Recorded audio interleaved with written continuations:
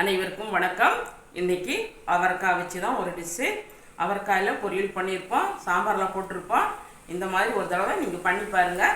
எப்படி பண்ணுறேன்னு சொல்லிட்டு பார்க்கலாம். வீடியோக்குள்ளே வாங்க. அவரைக்காயை இந்த மாதிரி பொடிசாக கட் பண்ணி தண்ணியில் சேர்த்து கழுவி எடுத்துக்கலாம். கூடையே ஒரு 20 சின்ன வெங்காயம், 2 தக்காளி, ஒரு 2 கீத்து தேங்காயும் கட் பண்ணி எடுத்து வச்சுருக்கேன்.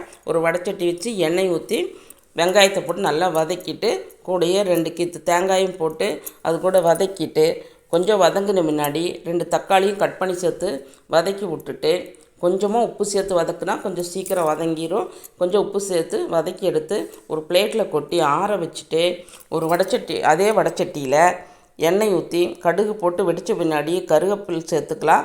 சேர்த்துக்கிட்டு நம்ம கட் பண்ணி வச்ச அவரைக்காயும் சேர்த்து நல்லா பெரட்டி விட்டுட்டு, ஒரு அரை ஸ்பூனு மஞ்சத்தூளும் தேவையான அளவு உப்பும் சேர்த்துக்கலாம். முதலே கொஞ்சம் வதக்கறதுக்கு உப்பு சேர்த்துருக்கறனால அளவாக பார்த்து சேர்த்துக்கோங்க. சேர்த்துட்டு ஒரு அரை டம்ளர் தண்ணி ஊற்றி கொதித்த பின்னாடி ஒரு 2 அல்லது ஒரே ஒரு உருளைக்கிழங்க நல்லா பொடிசாக கட் பண்ணி அதில் சேர்த்துருக்கலாம். இப்போ இந்த உருளைக்கிழங்கு சேர்த்துக்கிறதுனால குழம்பு இன்னும் டேஸ்ட்டாக இருக்கும். அதனால் பொடிசாக கட் பண்ணி சேர்த்துக்கலாம்.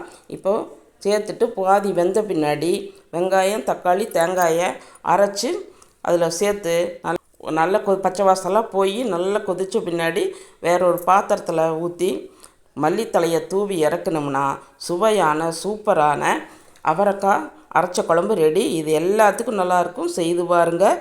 செய்து பார்த்துட்டு எப்படி வந்ததுன்னு கமெண்ட் பண்ணுங்கள். இந்த வீடியோ பிடிச்சிருந்ததுன்னா மறக்காமல் ஒரு லைக் போடுங்க, சப்ஸ்கிரைப் பண்ணுங்கள், ஷேர் பண்ணுங்கள். வாழ்க வளத்துடன் நலத்துடன்.